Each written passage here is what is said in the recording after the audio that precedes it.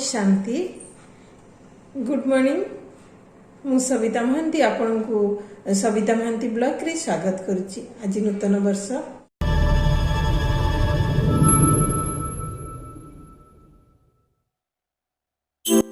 समस्त को नूतन वर्षर मु अभिनंदन जनाऊँगी।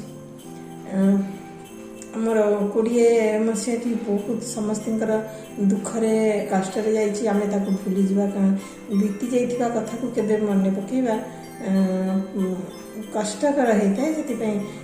से दुख गुड़ा को भूली जावा बहुत आम मानक मंगलकर हम।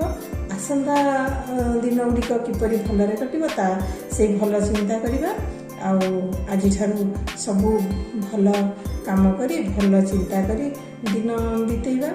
ताहले आसंतु आज मु आपण मानक सहित कौन कौन शेयर करि पारुची निश्चय भल ब्लॉग करी आपण मानक पाखक आनिबी चेष्टा ना। आगुरु 10टा बरा पेज आनले केते टाइम उठा गयो 10 माने एमती भी टाइम आसी हमें 10टा बरा पेज 5 टका रे खाइछु 50 पैसा एबे एमती बरा 10 टका रे कोटी आड़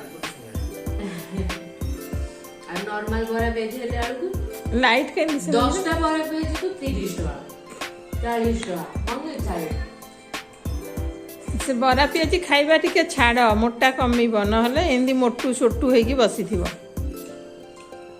टिके भी कमीबनी। सकाळ पाइले बरा तरकारी कटकिया बोली कौन बरा तरकारी खाइबे बोली माने अछि। हाँ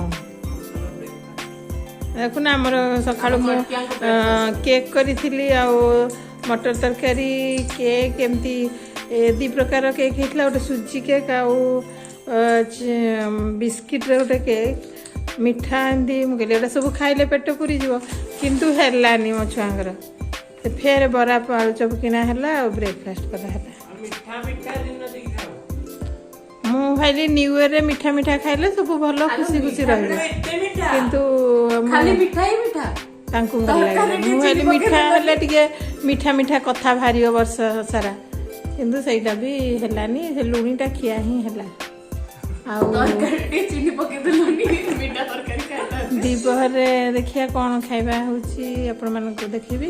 मत आज नुआ ड्रेस पिंधनी मत भी लगे तमें भी नुआ ड्रेस पिंध देखिया काम सरू पिंधि कारण नुआ ड्रेस पिंधि घर कम कले टिके भल लागेनी अपरिष्कार हो जाए से मुझे खिया पिया सरू बसबी टिके नुआ ड्रेस पिंधि समस्ते फोन कर भी रिसीव करनी एबे बसिकी सब देखी किए कौन फोन कर मिस कॉल होती सब देखिकी समस्त पाखक टे नया वर्ष आपण मान घरे कौन सब कर खाऊे निश्चय भल जिनस सब कर खाऊे किंतु मु देखी आम घरे आम भल दिन कि नया वर्ष कि कौन श्राद्ध पड़े कि पर्वपर्वाणी पड़े आम प्रसाद आणिकी खाऊ। आम प्रति वर्ष प्राय नया वर्ष ही प्रसाद आनी खाऊ। आज भी आम मगीचु प्रसाद मंदिर रू आनीचु आउ खाऊ। लहसुन भी देखिए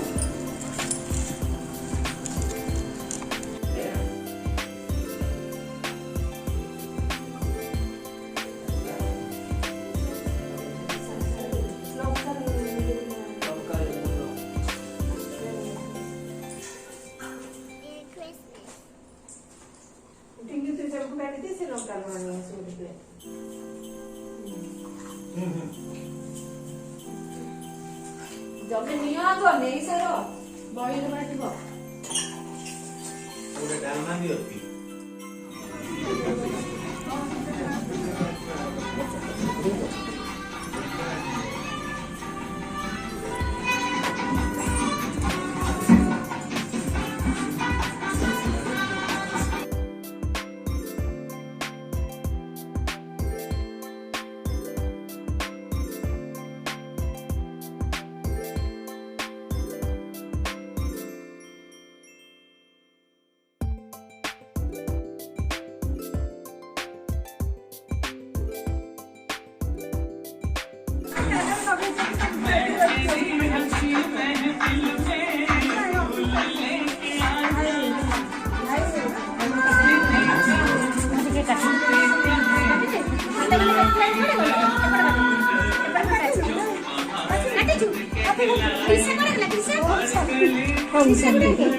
କେମିତି ମୁଁ ଆପଣ କାଲି ବହୁତ ଟ୍ରାଏ କରି ଦେଖିବି କହିଲେନି ଅନ୍ କରିଥାଏ କ୍ୟାମେରା ଅନ୍ କରିଦେଲା ହେଉଛି ଗୋଟେ ଡେଙ୍ଗା ଫଟୋ। ଆଜିର ବ୍ଲଗ୍ଟି ମୁଁ ଏଇଠି ରଖୁଛି। ଆପଣଙ୍କୁ ବ୍ଲଗ୍ଟି କିପରି ଲାଗିଲା ମୋତେ କମେଣ୍ଟ କରି ଜଣାଇବେ। ଏହା ଥିଲା ମୋର 1 ଜାନୁଆରୀର ବ୍ଲଗ୍, କିନ୍ତୁ ମୁଁ ଆପଣମାନଙ୍କ ପାଖକୁ ଆଣିପାରିନଥିଲି କାରଣ ଭାବୁଥିଲି ବାହାରକୁ ଯାଇ କିଛି ସୁଟ୍ କରି ଆପଣମାନଙ୍କ ପାଖକୁ ଆଣିବି, ତାହା ସମ୍ଭବ ହେଲାନି। ଆଉ 1 ଜାନୁଆରୀ ଦିନ ମାନ ମୋର କିପରି କଟିଥିଲା, ଆଉ ମୁଁ ଓଂ ଶାନ୍ତି ସେଣ୍ଟରକୁ ଯାଇଥିଲି, ସେଠି ବି ମୋର କିପରି କଟିଥିଲା ସେଇ ସବୁକୁ ସୁଟ୍ କରି ରଖିଥିଲି, ଆପଣମାନଙ୍କୁ ଦେଲି। ଆପଣମାନେ ଦେଖନ୍ତୁ ଆଉ ଏହାକୁ ଦେଖିସାରି ସବସ୍କ୍ରାଇବ୍ କରନ୍ତୁ, ଲାଇକ୍ କରନ୍ତୁ, ଆପଣଙ୍କ ସାଙ୍ଗସାଥିମାନଙ୍କ ପାଖକୁ ବି ସେୟାର କରନ୍ତୁ। ମୁଁ ତାହେଲେ ରହୁଛି Sabita Mohanty. Good night, bye bye, take care.